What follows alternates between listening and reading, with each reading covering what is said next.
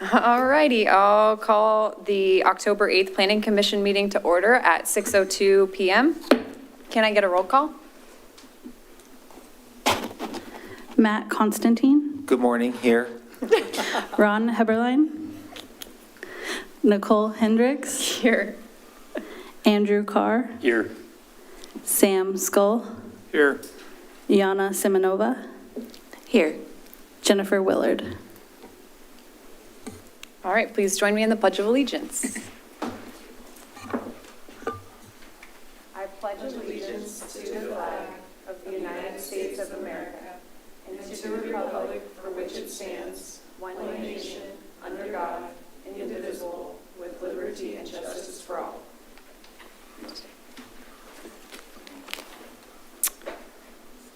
All righty, we're going to move to citizen input. So this is the time that citizens have the opportunity to address the Planning Commission regarding any item that is not already scheduled for a formal public hearing. This includes the opportunity to address any item scheduled for a work session. Therefore, if any member of the audience, either here in City Hall or via Zoom, would like to speak about any other matter of concern, including any work session item, please raise your hand or send a message to the recorder using the Zoom chat function so that we may hear from you now. If you have not already, please fill out a testimony card and give it to the clerk. Also, please state your name and address for the record, or state that your address is as provided on the testimony card. Is there anyone who would like to testify at this time? Perfect, thank you. Okay, so we have Mitch. Do you want to come on up?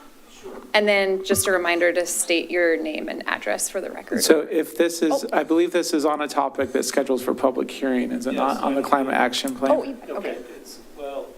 Or it's up to you, this is a general comment period, you can go ahead and say it now, but there's also be a comment period specific to the climate action plan here in probably, 30, 40 minutes? Okay. All right. We Either will way. save the e-bike comment for later. Cool. All right, so anybody on Zoom? I have no attendees on Zoom. Okay, perfect, thank you. And with that, we'll move to the consideration of the minutes from September 10th were previously distributed. Are there any corrections to the minutes? No. Seeing none, the minutes are approved as distributed.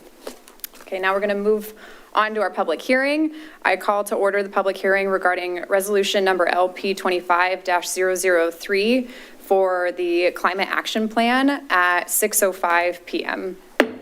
Have all commissioners familiarized themselves with the application? Yes. Yes. Seeing yeses.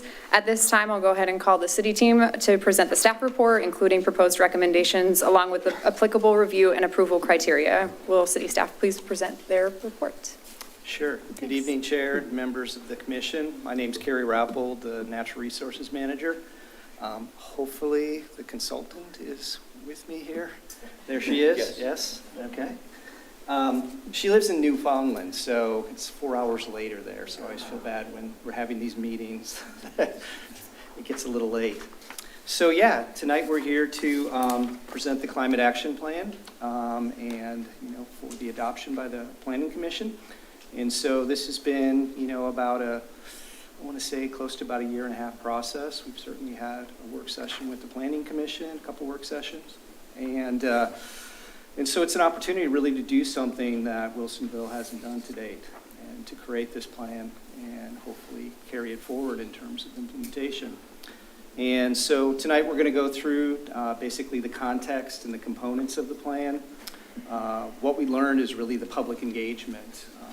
We'll go into a little more detail about that, but we had a number of questionnaires that were done with the community as well as the business sector.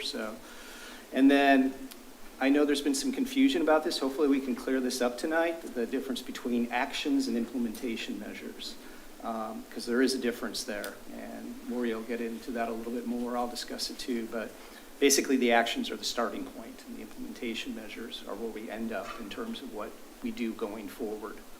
I guess I should be a little closer to this.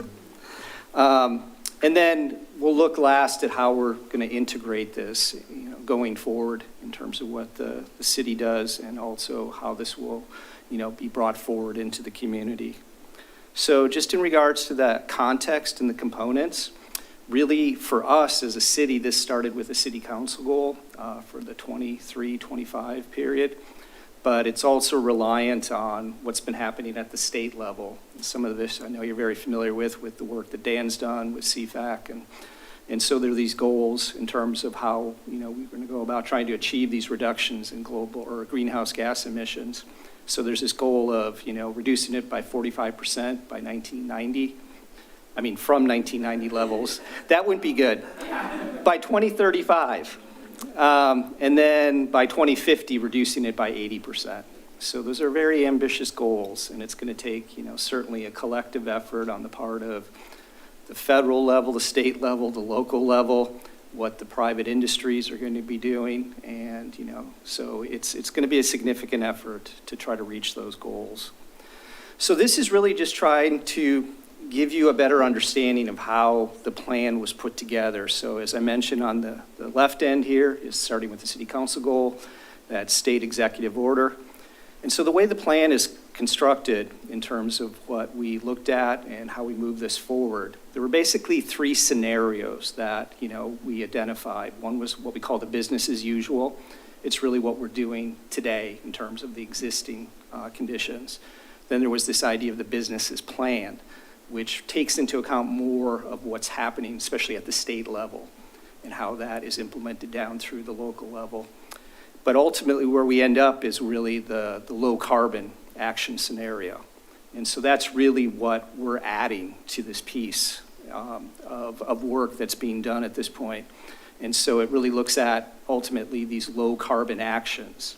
So in terms of modeling, there was an extensive modeling exercise done that looked at all of our emissions. And that, when I say all, I mean what's happening within the community, things that the city is responsible for. So it's things such as the wastewater treatment plant, the water treatment plant, all the electricity that's used within the community and the emissions that are associated with that. And so there was 5 categories of these low carbon actions, and those were what were modeled as far as the plan. But in terms of taking this forward, there's the idea of, the pathways. How do we do this? And that's where they really get into the implementation measures. And that's what's within the appendix at the back of the plan. Now, that's not a comprehensive list. There will be, the need to do more than what's in that list. But it really is a good starting point and gives you an indication of how do we do this in terms of those actions. So if we look at one of those, we have these different categories: buildings, transportation, solid waste. And this one has this goal of by 2050, there's a word missing in here. It should say retrofit all existing buildings in Wilsonville.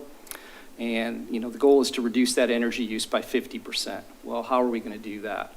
And then that's where we get into the implementation measures.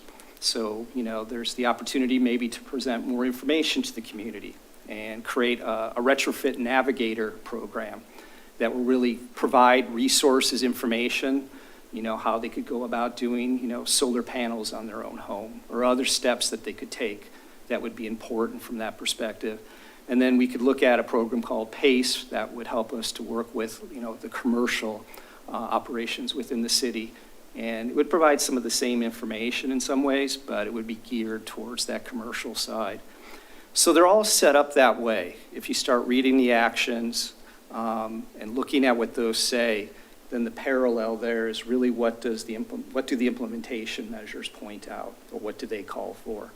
So it's structured that way in terms of the whole plan. So I'm going to hand it over to Moria now, and we'll kind of go back and forth a little bit on the presentation as we move through it. Sure. Thank you. It's nice to see all of you again. The last time we were here, we looked at this slide and we talked about a couple of the ways in which we expect the climate to change specifically within Wilsonville. We talked about the number of hot days increasing and what that will mean for people. And we also talked, I believe, about freezing days and how having fewer freezing days will mean that the snowpack will be impacted in the mountains, and that'll impact the amount of water that's available throughout the year. Today, I thought I would mention a different one, and that is the dry days, and how dry days are going to impact the community and the broader area as well.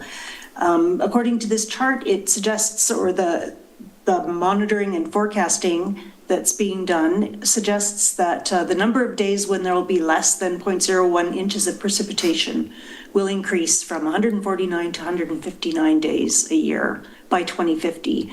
That doesn't sound like much, but it's a 7% decrease in days with rain, basically. And if you're a farmer, that's a big difference. You're going to have to require more irrigation. You're going to have to rely more on irrigation. And within the cities, it's also going to make a difference because you're going to have any outdoor use of water, and particularly for landscaping and for use in parks, is going to increase. People are going to rely and place greater demands on the fresh water that you're providing as a municipality. So that in turn has all kinds of implications for what the city may choose to do to proactively manage that. And there are many things you could get into there, but it's another example of the way in which climate change will impact Wilsonville, both its residents and the way that the municipality is going to have to operate. Next slide. This one we talked about last time as well. This is just a reminder that a significant majority of your community members have, over a period of 3 years, indicated that this is either somewhat important or very important to them. And so that's going to be something that's useful to you when you bring projects forward and ideas forward, to be able to remind your council that the citizens of the community find this important and that they want to see action happening. Next slide. So a very quick refresher. This slide is going to show you two graphs. The first one shows what's going to happen to emissions in Wilsonville if we change nothing about what we're doing, the way we're living right now. The second one shows you what we did manage to do with our low carbon actions. So on the left-hand side, you're going to see an increase of emissions. If we continue operating as we do today, driving vehicles that have gas engines and diesel engines, relying on vehicles a lot for transportation as opposed to biking or taking transit. And if we continue to keep our buildings functioning at the energy efficiency levels they have now, rather than improving those, you're going to see emissions rise, and that's across all of the sectors. The transportation one has a little dip for a little while in the middle there, but then it starts to rise again as well. If we implement this plan, there's a dramatic drop in emissions, and the primary area that's going to be left in 2050 is going to be transportation emissions. So there's a strong car culture and a lot of commuting that happens from suburbs and other communities into Wilsonville. And that's going to be a difficult curve to bend in terms of behavior and in terms of the timelines of vehicles being ready, especially heavy duty vehicles and so on. So that leaves us with a little bit of emissions at the end, but it does get us to very close to the state's targets. So it's taking us to the direction that we want to go. Next slide. Actions and implementation measures. Is this one mine, Carrie? I think, yes, this is yours. Okay. All right. This is a summary of the 5 categories in which, first of all, emissions are arising in Wilsonville. And secondly, in which actions need to be taken in order to change the way that we operate in these areas of a city community. So first of all, we have buildings and industry, and Carrie's already mentioned, it's a focus on retrofitting buildings, our existing building stock, to make it more energy efficient, and also increasing the standards for new buildings so that they become much more energy efficient in the future. Transportation ranges from getting people to do more active transportation, walking and biking, to taking more transit. And then finally, with the vehicles you have left, shifting to electric engines for the vast majority of those, whether it's rail, light rail, or vehicles, or most modes of transportation are trying to shift to electricity. Renewable energy, we focused very much on solar and also on green electricity procurement, so helping the community buy green electricity, even if it isn't necessarily produced directly within the community, but giving them ways of supporting the generation of zero emissions electricity. And then reducing solid waste, That's one that a lot of people are already more familiar with. But increasing recycling and fundamentally decreasing the amount of waste that goes to landfills and is converted into methane. That's what we focus on in solid waste. And green infrastructure ties this plan very much into your urban forest management activities and plans to try and plant more trees and then make sure that the natural areas of the city remain healthy and provide not only green spaces and healthy spaces for recreation, but also sequester carbon and carbon dioxide. Next slide. One thing I'll add is we just had the Natural Areas Management Plan adopted by the City Council on Monday night, so. Oh, great. That'll be a critical piece of ensuring those natural areas are functioning in a healthy and sustainable way. Okay, the last time we presented to you, someone asked a question about town center specifically and what the emissions are from town center in the different scenarios that we modeled to allow you to do some more thinking around the plans that you're developing for town center. So we've provided you with two graphs. The first one that you're looking at here shows you the business as usual curve on the top just for town center. And then the pink line is the business as planned. So if you implement the plans that you have in place right now for town center, that will reduce the emissions just from that area by about 15% or so. And then if you add on top of that the low carbon actions that we modeled here, you'll cut the emissions by about, what is that? I think it was about 60%. I think that's what I saw. And that's without the grid becoming clean. So we did model whether the state manages to get the electricity grid to be zero emissions by 2040, which is their goal, or whether they don't. So we have two variations. So the one on the left shows how much your work would achieve without the grid getting green, and the one on the right shows the impact of the statewide grid becoming clean by 2040. So there you can see that there's clearly a significant impact, even just within town center. So in that case, you're getting down to closer to a 70% reduction by 2050 in the low carbon scenario. And even the plans that you have in place right now achieve a really significant reduction as well. I also wanted to mention that it's interesting to me that that one zone of the city actually makes up almost 20% of your city's emissions, which I hadn't realized. So it's good to focus on that area because you can get a lot done by making that kind of a model community to whatever extent you decide to do that. And we can take questions on that at the end if you have some more questions you wanted to ask specifically about that. And Carrie, yeah, I'll take this over.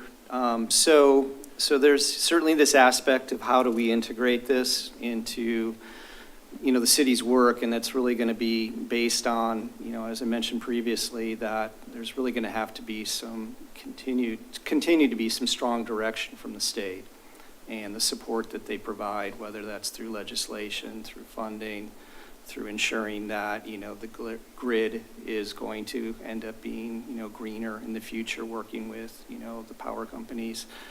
And, certainly there's been some things that have happened recently in terms of federal support, but, there's always the potential for that to be, really helpful too in the future going forward in terms of what that means and the standards.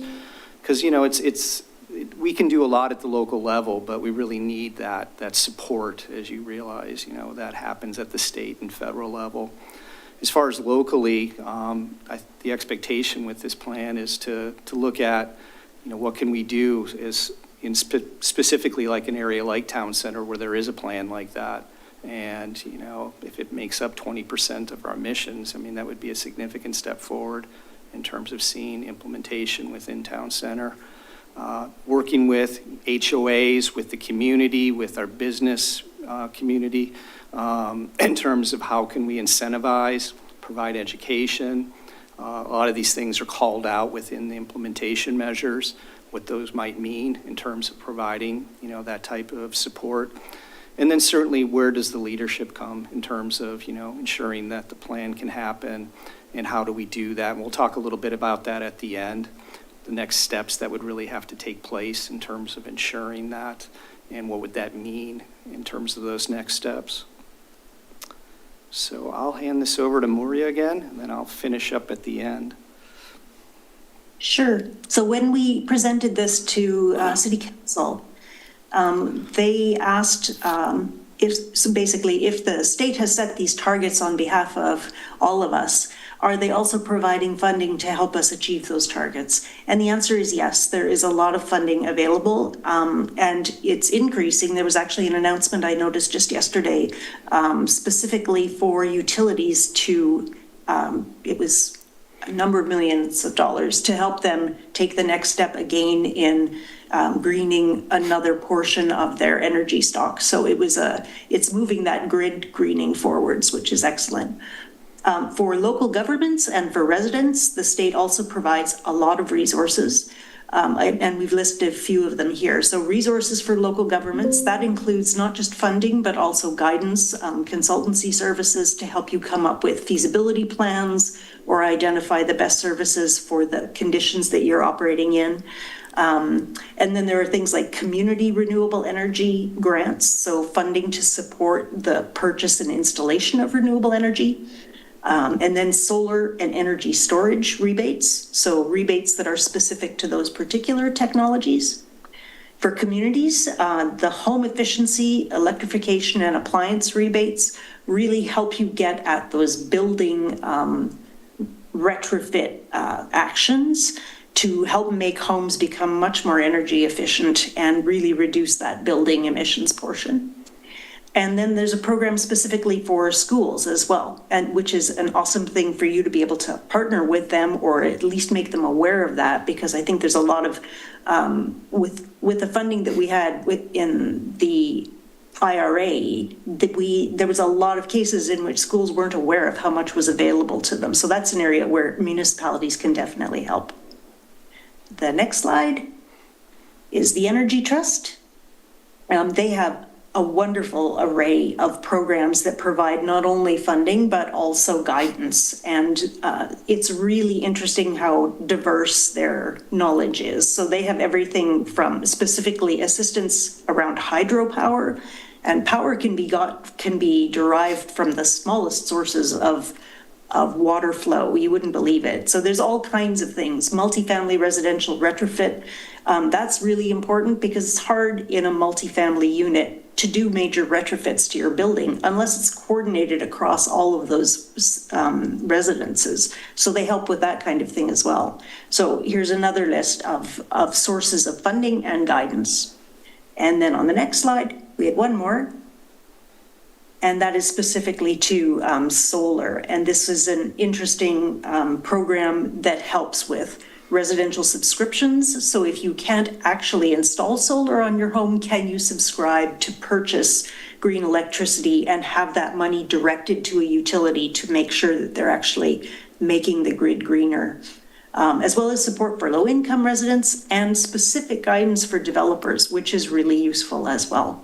So those are just some of the programs that are available. And I'll also mention that the federal grants are still available, some of them anyway. Geothermal heating hasn't been touched at all. The grants around that have not gone away. They have persisted, and they're going to continue to be in place for a while yet, as far as we know. So that the big beautiful bill did not take those away. So that's a very good thing. And so there is still a lot of support for this work going forward. And I'll switch back to Carrie. Yeah, and I just listened to a story on NPR, I believe it was yesterday, about geothermal and how the state of Oregon is probably going to be one of the leaders. And they're doing some research right now with in the area of the Newberry crater and testing out these ways of accessing geothermal from what they call hot rocks. And so there's a hope there, a tremendous hope that, with the availability of something like that in Oregon, it could be a significant contributor. My wife and I took a trip to Iceland a few years ago, and to see what they do with geothermal there is really impressive. So there's a lot of potential.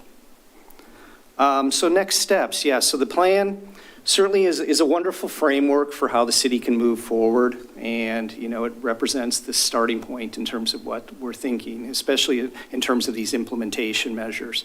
But really, we're going to have to take a number of steps yet in terms of how we go about creating the leadership, the governance, in terms of how this happens. I mean, we'd want to involve the community as broadly as possible.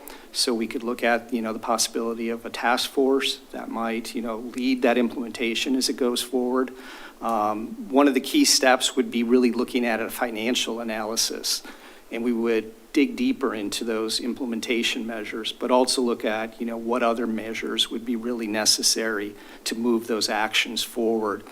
And so in conjunction with that, we'd want to look at like policy and strategy alignment and how this takes place in terms of how the city's mechanisms would be able to move this forward. And then look at, who would be responsible specifically for this implementation. Would we have, one department, one individual that would really take more of a lead? Or would, this be really kind of spread out among departments? So there's some things that would need to be figured out yet. But this really, like I said, gives us that basis for having those discussions and, looking at what this would take in order to fully implement this plan. Because as you can see, it's very ambitious and it's a long time frame. And ultimately, things are going to change along the way too, in terms of what happens at the federal, state level, in the marketplace, all sorts of things. So we'd have to be, be able to adapt to that also and have that approach to it. So that's the presentation, but we can take any questions you have, and yeah. All right, thank you both for the presentation. So I'll look to my fellow planning commissioners. Do you have any questions for staff at this time? And there will be additional opportunity to ask questions following public testimony too. Ready? Ready. Okay. So first question is, I thought the information regarding town center was very good, but I'm curious about how that data was carved out. And actually the statement that kind of sparked my interest there is Mara stated at the end there that the carbon footprint was higher in that area than it was 20% of the total package. So I'm curious of how we got there. Could you explain that, Maria? Yeah. Sure, yeah. So the way that we come up with that is by looking specifically at the buildings that are within that zone of the city and the types of activities that happen within them. So we were provided with a lot of data by the city through Carrie when we started this. And so we know exactly what the building types are, approximately how many residents there are living in the area, how many commercial opportunities and so on, and what the energy consumption is on average for each of those archetypes of buildings.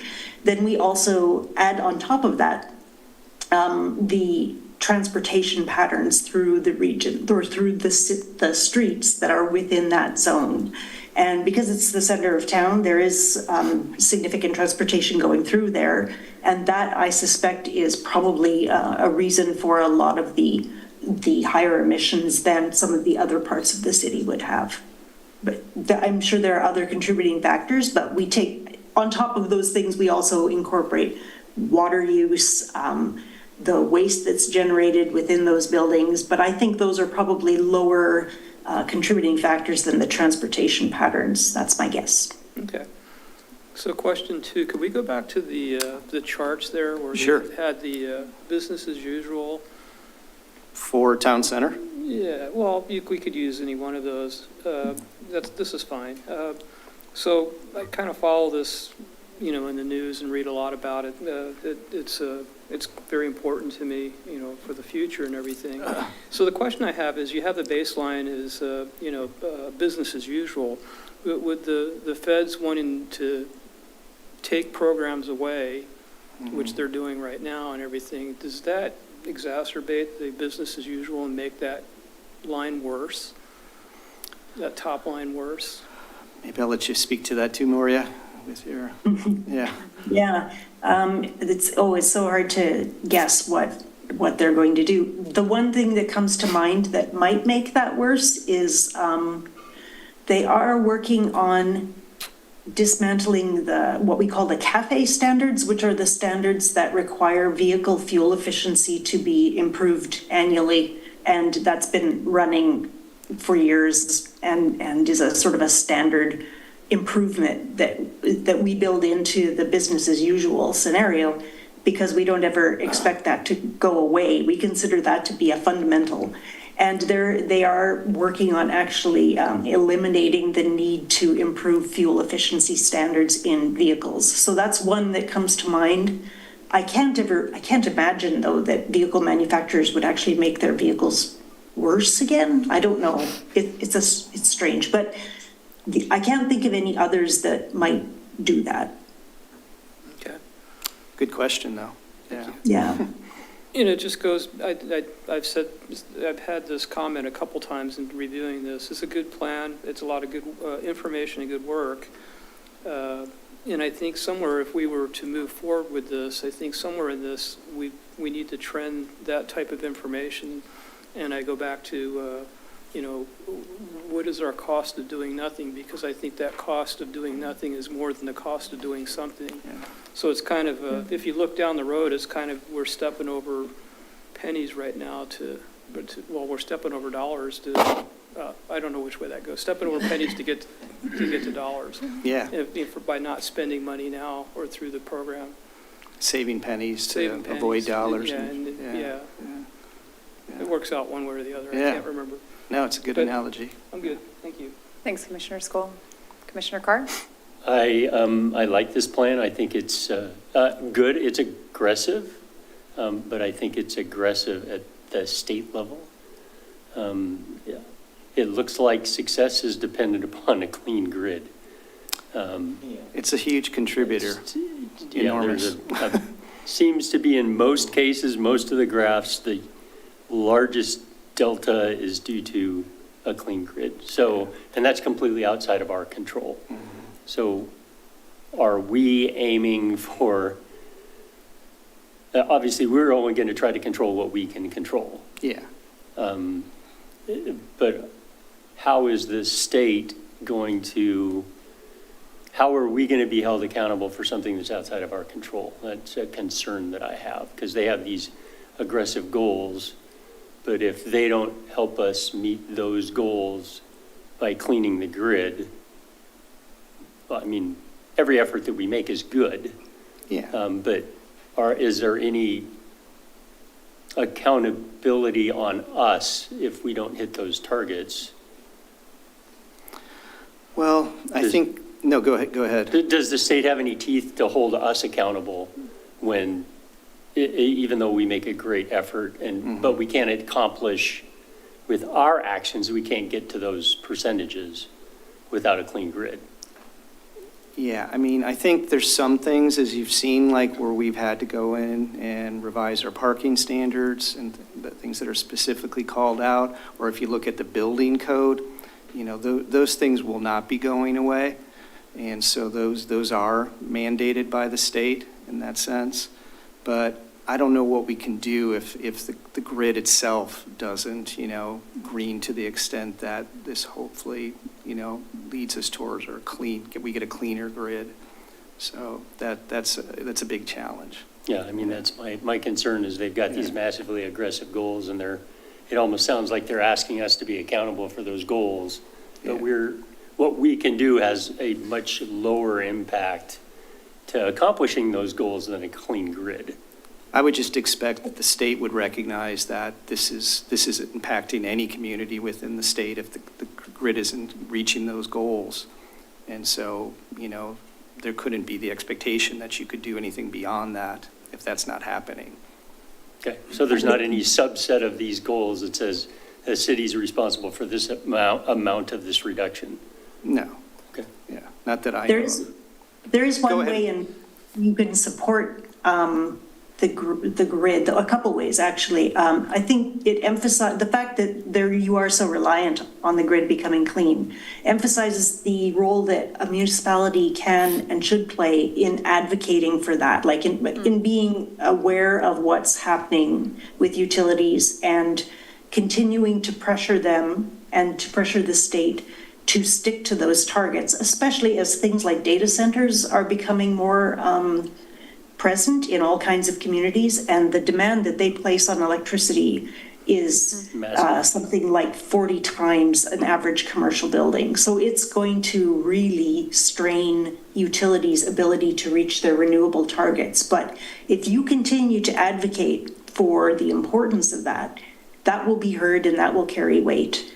And the second thing I would say is that another way in which the demand on the grid has to be managed is by reducing the demand within the cities. So making your buildings more energy efficient is the only way really that we can avoid overstretching the grid. We have to make these changes within the communities so that the electricity that is provided is going to be sufficient when we electrify our communities. Does that make sense? Yes. So with that said, does our business as usual take into account that Coffee Creek, Basalt Creek, we want data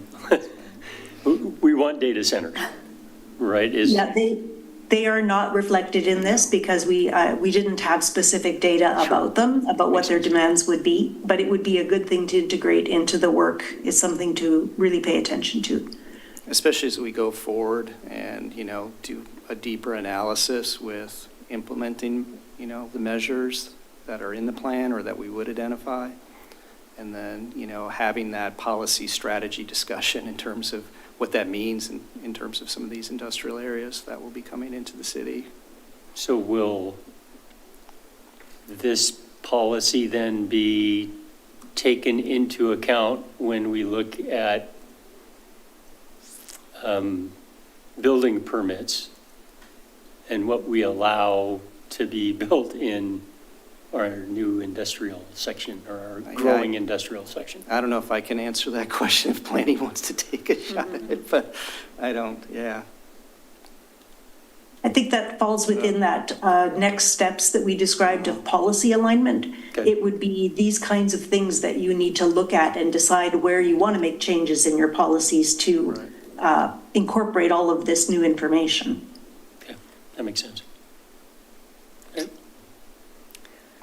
It's an interesting point, because, we're just having these conversations Our about BAU is Basalt here, Creek. but is it actually going to go Yeah. like this if we And then- change our industrial section to be Right. energy heavy, right? And those competing priorities of, climate, economic, where do we land in all of that? And then, I think there's a section in this plan that talks about that, like, the paradigm of first you want to avoid, and then you want to, there's all these different attempts, and then the last bit is like, well, you can offset, or, so you have to, maybe that's the approach, or there's some kind of in between when we think about these other, the economic needs we have. So, interesting. Right.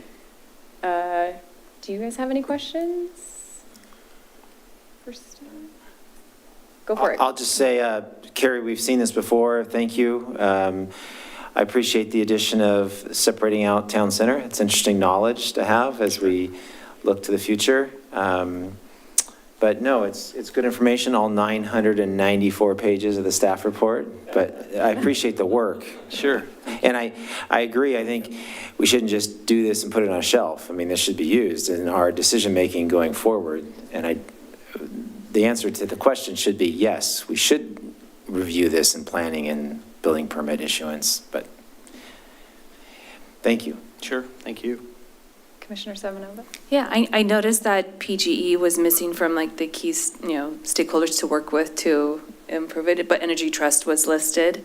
And, but I want to make sure that, the city and any businesses there are utilizing that resource to partner with, understanding the programs that are available, because the organization is working very, very hard to reach these goals. And, the community does have some influence in how they vote or decisions that they make, and things like that as a way to drive towards that clean grid.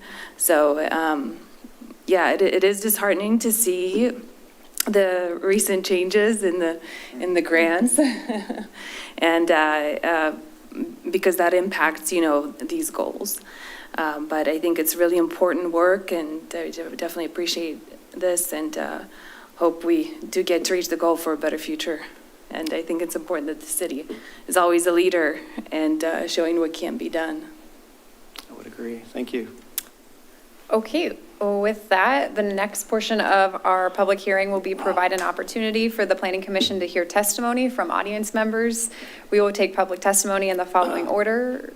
Those present in person at City Hall, then those participating remotely via teleconference, and finally reading email testimony into the record. To submit testimony via email, use the following email address: planning@wilsonvilleoregon.gov. Please note, written testimony received after the public hearing has closed cannot be considered. As you are given the opportunity to testify, either in person or via Zoom, please state your name and address, or state that your address is as provided on the testimony card, and then present any testimony to the Planning Commission regarding the matter before us. Please do your best to speak clearly and directly into the microphone so other participants are sure to hear your comments. After each participant's testimony, I will ask the Planning Commission if they have any questions for the speaker.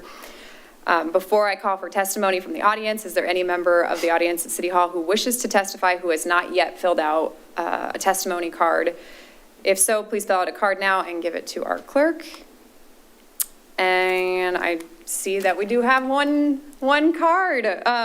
So I'll go ahead and call Mitch. Do you want to come up to the podium? Sure. Thank you. Oh, actually, maybe that one. Yeah, thanks. Let's see, can you hear me? Yeah. Yes. Okay, my name is Mitch Besser, and my address is 29280 Southwest Parkway Court, apartment 73, and it is in Wilsonville. I have submitted this, what I have here, on email, but this gives you a chance to ask questions. One of the things that I'm constantly talking about with SMART are different ways to use their transportation. So this is really about the transportation portion of what I saw. For some reason, they don't usually seem to have meetings for the public, so this one looked like an opportunity to me. And I'm an avid cycler. I like to use it, I would say, in a way that is different than most people. I don't ride like in the Lycra, cycling way. I try to use it in a way that facilitates shopping, getting to work, visiting, that sort of thing. Like it's a real transportation. As I get older, it gets harder and harder to cycle. And so occasionally I think about getting an electric bike. And I notice that in town there are a lot more people riding electric bikes. And I have looked at them. They're expensive, so I don't currently have one, but one day I probably will be getting one. To use that, and the way I often use my bike is putting it on SMART to do the longer things, especially in Wilsonville, because it's, I would say, nearly impossible to get over to Oregon City at this point by even the bus, but even getting other places is difficult to use public transit to get out of the city. Beaverton's not too bad if you can use West, if you're doing that, but the east side is difficult. So when I looked into electric bikes, I noticed SMART does not allow them on their buses because their racks do not support that. Their electric bikes tend to be heavier. They tend to have larger wheels, larger wheel bases, and the racks just do not support that.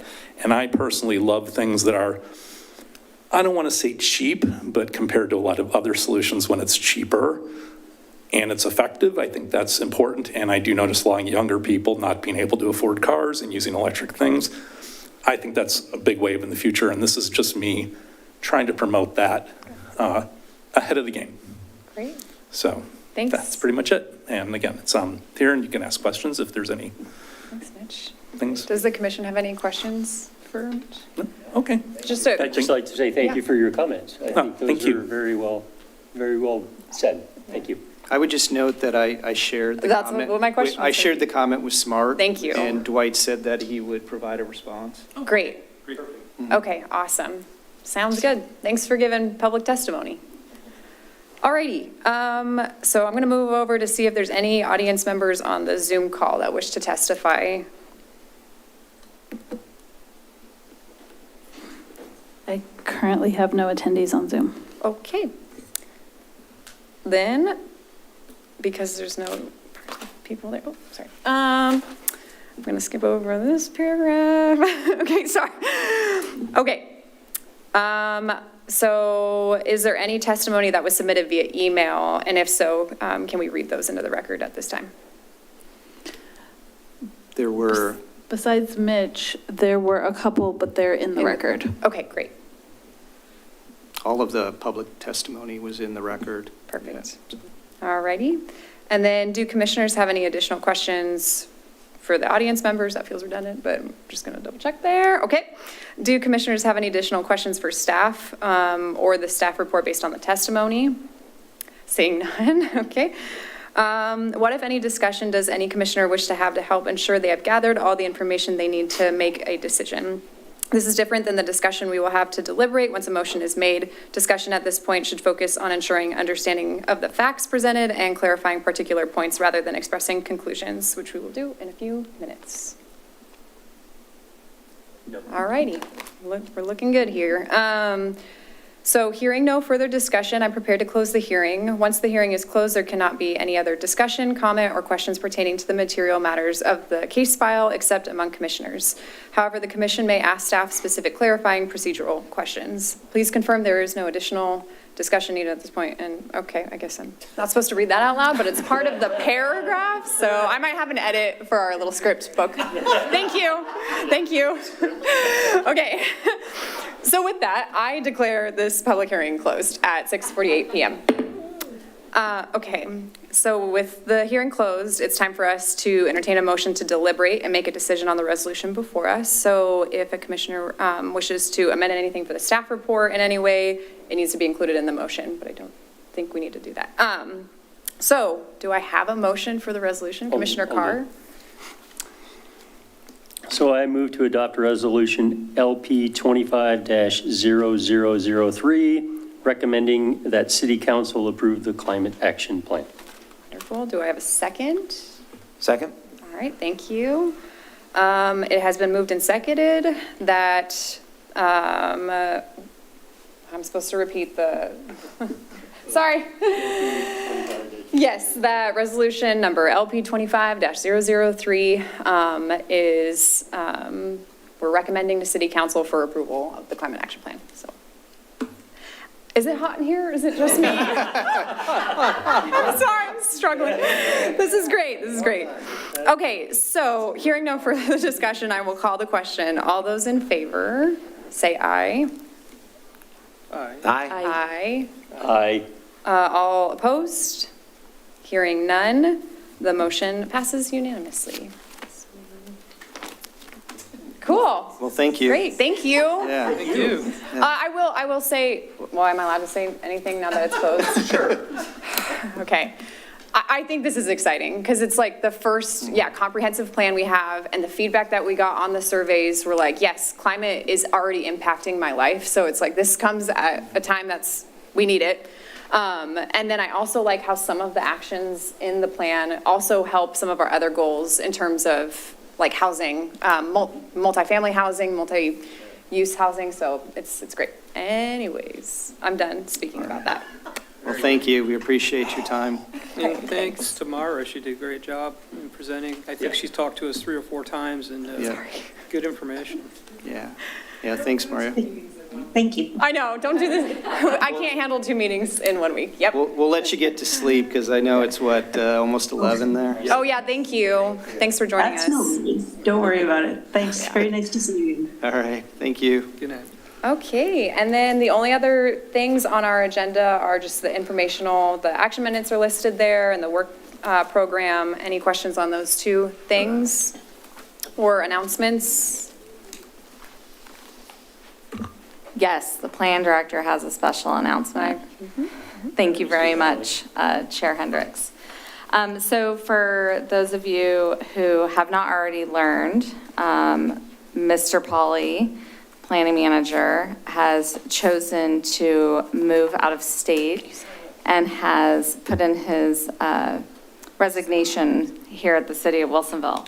And we were all very bummed about that news when we received it. And so if the commission would allow, I would like to just say a few words. Yes. Excellent. And so, Dan, I will be repeating a little bit from the other night, but adding kind of a few additional thoughts here at Planning Commission where we have a little bit more casual of a approach to things. Really? I wonder why. Sorry. So Dan has worked with the city for over 17 years. Dang. So he is a very integral component, not just to the city team, but to planning within this city. He has served in every position that has existed within the planning division, That's except for amazing. planning director. If you'd only stayed long enough. He has really touched this community in a lot of ways that can be seen in the built environment and in buildings and in neighborhoods. He's been involved in nearly every Villebois development approval. He's participated in the oversight and construction of parks in the city. He has really guided our planning efforts in Frog Pond East and South, setting the future up for a really great future in terms of planning for housing for all. Included within that was updating and modernizing our residential code and updating to include all of our middle housing and accessory dwelling unit standards. He's written a good portion of our code, so don't think that we're not going to call you if we can't remember the intent of something. And he's really just provided a lot of key leadership to the planning division team. Pretty much all of our assistant and associate planners have had his hand to really help them learn the ropes and to learn the code and to be able to successfully take development applications to our development review board. He's even guided them here, especially providing a lot of guidance to Cindy lately on the Wilsonville Industrial Land Readiness Project, helping the staff develop the housing reports that have become much more beautiful since they left my oversight. And he's helped many of you that served on the Development Review Board in terms of onboarding and training and assisting you at being successful volunteers, both there and here at the Planning Commission. There are a few Danisms I wanted to share tonight. Yes. Let's hear. Dan is really great with the spreadsheet. I'm just gonna, in case you ever need advice, you call him. There are many things I would ask for something, expect a Word document or a note, and I would get a spreadsheet that I would have to actually spend some time trying to figure out myself. So you wouldn't think some of these things could end up in a spreadsheet, but they do. Sometimes a complicated one. It also means, though, recently when I needed some great analysis done, I was like, you know who would be really great at this? And I can always hand it over to Dan and get really great info. I think he enjoys it a lot and didn't actually get as much time in spreadsheets. Maybe that's your next calling. I also will joke with Dan, and he will appreciate this, is his one-year timeline for everything. He'd be like, oh yeah, we can get that master plan done in a year. A new code, a year. Anything and everything in the planning division, a year. And I was like, it's a whole new code under a whole new way of doing planning in the state of Oregon. Maybe we should budget just a little bit more time. How long did that code take? I've learned to budget time more wisely now.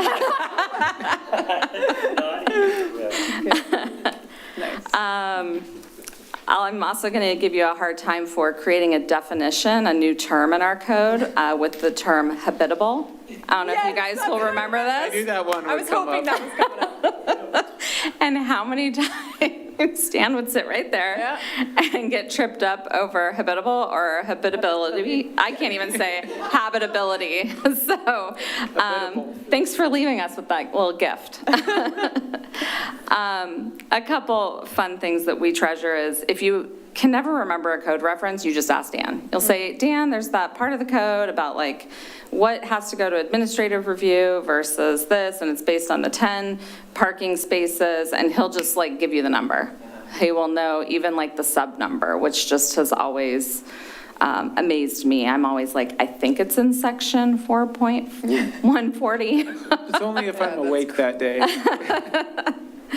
And then one more fun thing, and then I'll share the microphone, but as many of you won't know that he has a hidden skill, and that is baking. So apparently before I even came here, he won an award for the pie baking contest for a lemon meringue. I have worked with him for, and never got a lemon meringue pie. That's messed up, Dan. That's messed up. It's because you Yeah. code.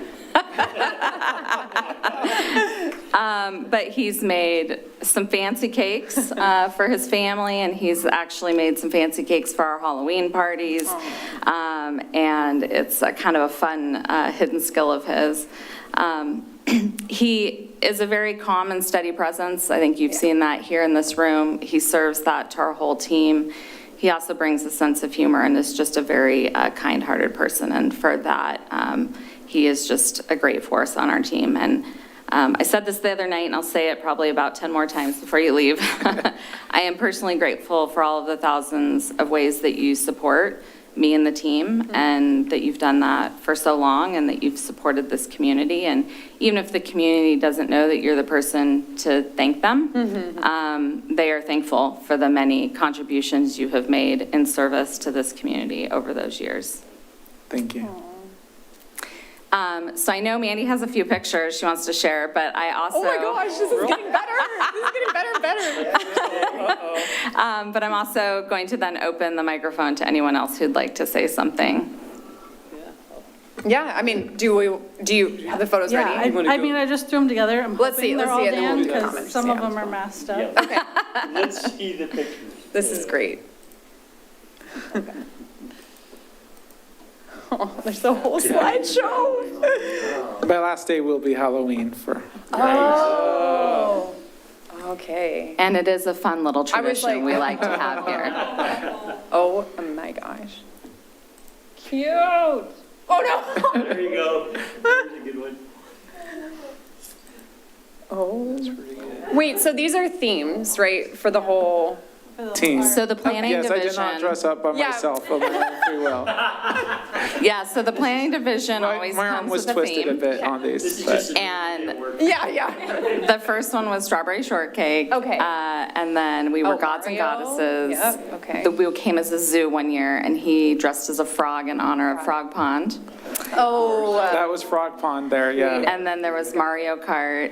And then this is the cereal mask-ots, because we all had to wear masks. Cinnamon Toast Crunch. you guys are so creative. This was Candyland. Love that. Wow. Oh, and this was the inaugural. This is Wizard of Oz. Oh, that's great. Thank you for sharing those. Yeah, that's good to see. Very nice. Great costumes, too. Well, I'm sure some of the commissioners want to say a couple things. Do you want to? Sure, I'll Yeah, start. we'll just kind of go down the line. It was a surprise, but I met Dan, I think, about 10 years ago. And I want to thank Dan for all of his support and his help. He's kind of taken care of me and a bunch of others through this whole process. So again, say thank you. I totally appreciate the support. Learned a lot from you, a whole bunch. I came into this not knowing anything, so I've learned a bunch. And good luck. And I wish you the best, okay? Appreciate it. I echo those comments. I think it's been fabulous working with you to make this city a better place. I think you have always been very calm, cool, collected, and that has helped in many situations. And you've just been here for anybody that needs something within the city. So I think you will be greatly missed, but I think Idaho is getting a good treat. So. Well, I'm super sad. This is sad for the community and for us, and you've guided us through so much, and I'm very excited for your next chapter, though. That's great. And hearing that it was 17 years with the city is incredible. So that's a huge accomplishment, and thank you for all that you've done, and thanks for sharing everything, too, because it's like I didn't know some of those things, and I also just appreciate your, yes, calm and cool and collected, and you're kind of quirky, and I love that. I love it. Never. So I'm going to miss that. understand it's only been like a year and a half and a few meetings, but I've really appreciated working with you. Congratulations on your new adventure. I hope you have a lot of fun. And Thank thank you. you for the city you've helped build, and that the community that we get to enjoy. It's amazing, it's beautiful, and you've definitely left your mark here. Thank you, Yana. Congratulations. Thank you, Matt. Do you have any parting thoughts? Or, oh, Carrie, yeah, Oh, boy. come on up. Carrie stories. Is there a Well- process for, no, I'm just kidding. So when Where's your Dan testimony card? let the staff know in community development that he was leaving Oh. with an email, he mentioned that there were, is it 4 people that have been here all the time that you've been with the city? Yeah, Is it Wow. 4? community development, yeah. And I'm one of those. so, Oh, wow. Yeah, this is my 24th year with the Don't city. get any ideas. No, I'm just kidding. He'll have to retire No. someday. Exactly. Yeah, the plan is, yeah. All right. But, so, yeah, it's been great to see, Dan's evolution. I mean, you think about, he started as an intern, and I don't really remember that, but I'm sure there were some noteworthy moments with that. And, yeah, Dan and I have worked together on a number of projects. In fact, we're working on one right now that certainly won't be finished within a year. And it's the National Flood Insurance Program. I don't know, yeah, so it's been a big. Good luck with that one, Kim. Yeah, good luck. Yeah. Thanks, Dan.